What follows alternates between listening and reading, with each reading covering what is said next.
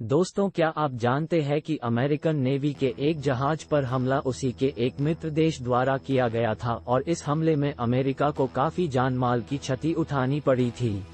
दोस्तों, ये घटना जून 1967 की है, जब इजराइल और अरब देशों के बीच युद्ध चल रहा था जो कि 6 दिनों तक चला और इस युद्ध में अमेरिका ने भाग नहीं लिया था। युद्ध शुरू होने के कुछ दिन पहले अमेरिका ने अपने यूएसएस लिबर्टी नामक जहाज को पूर्वी भूमध्य सागर की तरफ बढ़ने का आदेश दिया। इस मिशन का उद्देश्य युद्ध से जुड़ी खुफिया जानकारियों को एकत्रित करना था। यूएसएस लिबर्टी को इजिप्ट के पास सिनाई के पश्चिमी तट पर रहकर अपने कार्य को अंजाम देना था। जैसे ही युद्ध शुरू हुआ, अमेरिका द्वारा लिबर्टी को सुरक्षा के लिहाज से युद्ध क्षेत्र से सुरक्षित दूरी बनाए रखने के निर्देश दिए गए, लेकिन संदेशों की अधिकता और निर्देशों को सही ढंग से रूट न किए जाने के कारण यह निर्देश लिबर्टी पर सही ढंग से प्राप्त नहीं किए जा सके।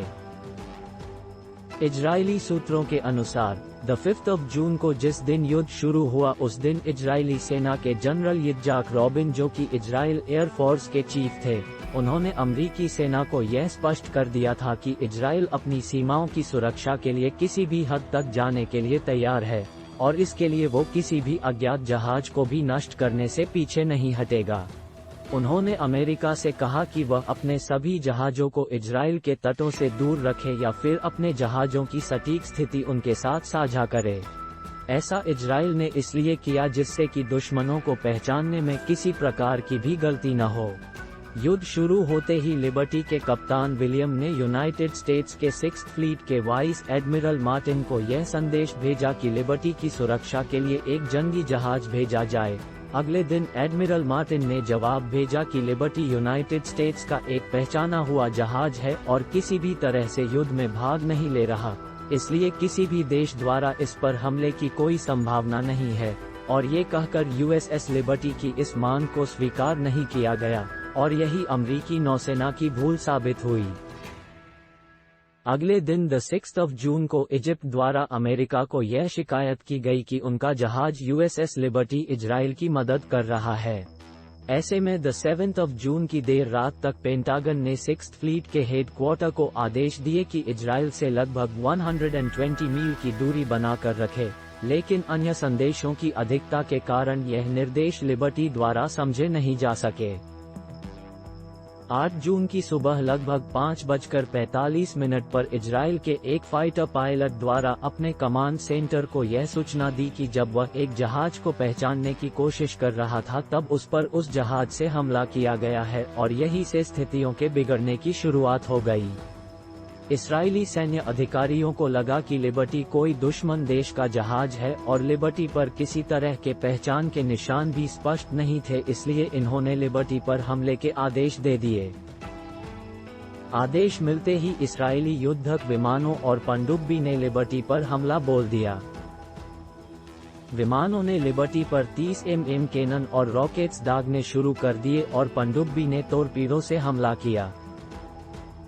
इस भीषण हमले में लिबर्टी के 34 क्रू मेंबर्स मारे गए और 170 अन्य घायल हो गए, लेकिन जब इस्राएली सेना ने इस हमले के बाद भी किसी प्रकार की प्रतिक्रियात्मक कार्यवाही नहीं देखी तो उन्होंने फिर से जहाज की पहचान के लिए 2 हेलीकॉप्टर भेजे और लगभग दोपहर 3:30 पर यह पता चला कि यह जहाज कोई दुश्मन देश का जहाज नहीं बल्कि अमेरिका का खुफिया जानकारी एकत्र करने वाला जहाज है और इस पर गलती से हमला कर दिया गया है।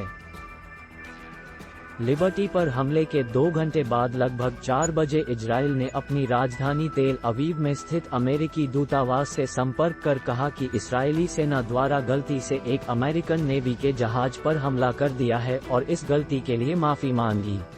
दोस्तों, सन 1968 में इजराइल ने $3.5 मिलियन उन 34 अमेरिकी परिवारों को नुकसान की भरपाई के लिए दिए जिन्होंने इस हमले में अपनी जान गंवाई थी, और लगभग इतने ही उन लोगों को दिए जो इस हमले में घायल हो गए थे, लेकिन जिन परिवारों ने अपनों को खोया था उनकी भरपाई इन पैसों से कभी नहीं हो सकी। हमले के बाद इस घटना की कई जांचें हुई और अमेरिका ने स्वयं जांच में यह निष्कर्ष निकाला कि यह घटना एक दुर्घटना थी और इजराइल का अमेरिकी पोत पर हमले का कोई इरादा नहीं था। कुछ लोगों का यह मानना है ये हमला इजराइल द्वारा जानबूझकर किया गया था, जबकि अन्य इसे युद्ध के समय में गलत संचार और भ्रम की वजह से एक दुर्घटना के रूप में देखते हैं। दोस्तों, इस घटना पर आपकी क्या राय है हमें कमेंट बॉक्स में जरूर बताएं और यदि वीडियो अच्छा लगा हो तो चैनल को सब्सक्राइब जरूर करें।